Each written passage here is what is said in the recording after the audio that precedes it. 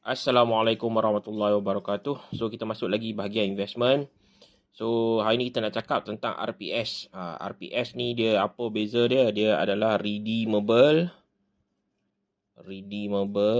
preferential preferential share. Sebenarnya nama dia macam tak pernah dengar kan RPS, tapi kalau kata kita tengok sebenarnya dia adalah sukuk lah, sukuk.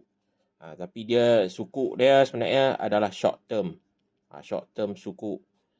Okey, tak kira lah orang kata benda ni pernah dengar. Tu sukuk memang orang pernah dengar. Dia apa? Sebenarnya dia sama macam bond lah, bond. Tapi dia Islamik. So sebab tu cuma orang kata redeemable preferential share ni dia lebih kepada swasta lah, company. Tujuan dia nak orang kata buat crowdfunding. So tadi sebelum tu saya pernah ceritakan tentang macam mana BSKL, company tu dia dah orang kata tahap juta-juta, dia nak terbitkan saham dan dia nak jual orang kata dekat BSKL, yang tu dia buat IPO lah, dia akan terbit IPO untuk guna cash daripada public kan. Ini pun sama, cuma beza dia bukan public listed. Dia bukan public listed, maknanya dia adalah private placement. So dia tak open share tu kepada orang ramai. Maksud dia kita ni bila kita masuk sukuk ataupun kita masuk RPS, kita bukan orang kata memiliki perniagaan tersebut. So private placement maknanya kita adalah sleeping partner saja. Kita tak ada terlibat dengan dia punya pengurusan company ataupun terlibat dalam pengundian kan, kita tak terlibat. So duit kita tu memang dia bagi. So kelebihan dia banding dengan saham BSKL ni, kalau ada kerugian, contoh ada company rugi, kalau sebagai pemilik kita rugilah. Tapi sebagai sleeping partner kita tak rugi kerana modal dilindungi. Maksud dia kalau company tu memang orang kata terpaksa bankrupt kan, so dia terpaksa jual lah aset-aset dia untuk dicairkan. Kemudian dia kena bayar balik dekat sleeping partner ni. Ini modal dilindungi. So benda ni sebenarnya dah lama dah, tapi banyak orang tak tahu sebab dia melibatkan high ultra net worth individu. So maknanya hanya orang kaya ya yang boleh masuk. Sebab tu saya kata bila kita dalam peringkat bekerja, bila kita sampai satu tahap 100k, baru kita ada kelayakan untuk melabur dalam RPS. Sebenarnya RPS ni ada yang peringkat rendah, tapi bila kita nak yang 18%, yang 12%, dia kena high ultra net worth individu lah kan. So kalau you ambil yang rendah, mungkin sukuk yang rendah mungkin 8%, 10% yang biasa punya. So kalau kata bank pun dia ada jual, tapi bank dia akan prefer orang yang ada 1 juta ke atas lah. Orang yang simpan 1 juta ke atas dalam fixed deposit, memang dia orang akan cari orang ni untuk buh adalah high ultra net worth. Sebab dia adalah private placement. Bank pun jual juga produk ni. Tapi macam saya katalah, kalau kita masuk dalam bank, kita nak buat investment, kita akan jumpa dengan siapa? Financial advisor dulu. Kan, financial advisor biasanya dalam bank dia ada kat pintu masuk tu. Kan, dia ada tulis financial advisor. Ataupun dekat dia orang punya desk tu ada tulis financial advisor. Tapi bila you adalah high ultra net worth individu, contoh you punya income 100k sebulan, 200k sebulan, itu you dah jadi special, you tak jumpa dah financial advisor, you akan masuk bilik manager lah. Manager bank tu yang akan offer you. Itu dia. Sebab tu saya kata bank ni dia suka pada orang yang banyak duit. Kalau orang tu tak ada duit, dia layan macam biasa je.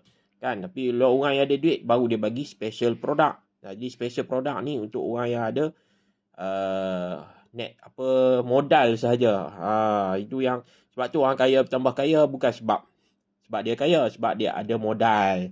Ini yang saya kata. Tapi kalau kata modal sikit, kita kena ambil produk yang murah lah. Walaupun dia private placement, tapi dia private placement yang bagi pulangan mungkin 7%, 8%. So kalau kata you nak ambil suku kan 7%, 8%, you boleh ambil yang unit trust punya suku RM1,000 dapat 7%, 8%. You boleh ambil yang private placement punya murah punya 2,500 hingga 10,000. Kan dia bagi 7%, 8%. Tapi bila you nak ambil yang 12%, yang 18%, kan dia kena tinggi 100k ke atas. So bukanlah kata ni, tapi memang dia di bawah SC lah, Securities Commission, dan dia guna CSMA Act atau CSMA atau Capital Market CMSA, Capital Market Services Act 2007. So memang CMSA ni kita pakai untuk semualah, unit trust, untuk PRS, untuk RPS, private mandate. So hari ni kita nak cakap tentang RPS ni, dia adalah company. So macam mana dia akan ada trustee lah, trustee ataupun kita panggil pemegang amanah lah, pemegang amanah untuk company tersebut. So ni company sama macam unit trust juga, tapi company akan tak buat tawaran lah kan untuk terbitkan. Itu modal dia terhad. Contoh dia kata kita nak keluarkan 10 juta. Kita perlukan 10 juta. So dia akan bagi dekat company, dekat trustee untuk atau pemegang amanah ni untuk tolong kutip. So orang ramai kena belilah. So dia ada syarat dia lah. Contoh minimal 100k. Kan 100k, 200k, 300k dia akan bagi. Contoh kalau masuk 100k bulanan dia bagi 1,500. So kita tiap-tiap bulan kita akan dapat 1,500 lah. Mungkin kontrak tu 2 tahun. Sebab sukuk biasanya dia kena 2 tahun. 3, 5. Selalunya macam tu lah. Kan? Tapi kalau kata bond dia mungkin setahun je. Yang paling pendek bond tu setahun kan. Dia tu panggil short term bond. Tapi kita dalam Islamik kita nak sukuk. So sukuk RPS ni makna ada I lah. Islamic Redeemable Preference Share. So tujuan dia untuk crowdfunding, ambil duit orang untuk buat bisnes. So dia contoh lah kedai tayar kan, kedai tayar dia tak nak pinjam duit bank. So dia lantik lah trustee ni. Kan, trustee untuk kutip bagi pihak dia.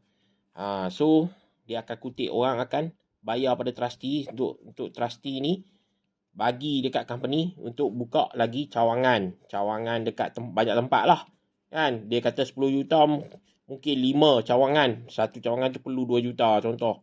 Daripada keuntungan pada sini dia perlu bayar, dia perlu adalah dia punya cara dia. Mungkin dia dalam setahun dia kena bagi contoh setahun dia kena bagi contoh 10%, 12%. Dia bukan fix sebenarnya, macam bond dia akan fix, tapi dia ada orang kata bila dia kata 10%, mungkin ada seketika 8%, ada seketika 11%. So sebab Islam dia tak boleh fix, tapi kita dalam orang kata ni dalam range tu lah kan, dia orang akan bagi. So sebab tu nama dia biasanya dia memang tetap lah, pasal dia orang dah buat kajian. Itu yang apa ni. Tapi kalau kata yang tiap-tiap bulan ni dia tak boleh lah meniaga tayar, pasal perniagaan tayar ni mungkin dia ambil masa kan. Tiap-tiap bulan yang dapat ni mungkin dia buat microfinancing. Contoh microfinancing Islamik kan, orang pinjam bayar, pinjam bayar. So dia ada duit nak cepat nak rolling. So kita tengok pada model bisnes tu lah. So saya ada beberapa model untuk RPS kan, yang Islamik punya. So you boleh tanya kan, bergantung pada you punya orang kata modal lah kan. Kita tak nak lah kata 100k ni macam minimum kan. Tapi kalau you ada 100k, you boleh dapat, saya kata yang bulanan punya. Tapi kalau you tak ada 100k, you ada 10,000, ada juga kan. Tapi you dapat lah 7 hingga 8%. Okey lah tu kan. Kalau nak cari ASB, tak adalah. So lepas habis daripada 3 tahun, contoh kontrak 3 tahun atau 5 tahun, apa akan jadi? Jadinya dia orang akan dia akan offer conversion share. Conversion share ni apa maksud dia? Kita jadi owner lah kan. Jadi ownership dalam dalam apa perniagaan tu, ataupun return balik lah. Return modal tu dia kembalikan. So kita ada peluang lah untuk dapat conversion share ataupun kita dipulangkan semula modal tu. Modal tu tak lebur lah. Kalau kata dia ambil kita 10,000, dia kena pulangkan balik 10,000. Tu benda ni betul ke dia ikut, dia ada akta ke apa, memang dia ada akta. Benda ni diluluskan oleh bank negara. Cuma dia adalah private placement. Bila private placement, dia tak boleh diwar-warkan sebenarnya. Kan tak boleh cakap nama company ni. So kita kena ada, you boleh baca IM lah. Kalau jumpa kita boleh bagi IM, info memorandum kan. Sebab benda ni kita tak boleh war-warkan dekat public company ni nama apa, sebab dia private placement. Kalau kata yang nak open kena BSKL lah kan. BSKL tu kita boleh bagi tahu ini company apa, IPO apa. So saya sebagai broker, so dia punya satu saham tu unit berapa dia jual. So dia ada turun naik, so you akan jadi apa, so you kena beli minimal berapa. Tapi untuk private placement tak boleh buat macam tu, sebab dia bukan total public kan. So dia untuk private dia, so kena orang tu kena one to one lah kalau kita explain. So bagi yang berminat, dia nak high return tapi low risk. Saya tak katalah high return tu macam apa 20%, 30% kan. Tapi orang kata low risk. Dia low risk tapi dia high return lah banding dengan ASB kan. Kira bagus lah kan. Boleh hubungi saya di 0184640701. So you boleh orang kata berdasarkan you punya kemampuan atau modal yang ada di tangan untuk ambil projek RPS mana yang sesuai dengan kemampuan you. Okay. Assalamualaikum warahmatullahi wabarakatuh.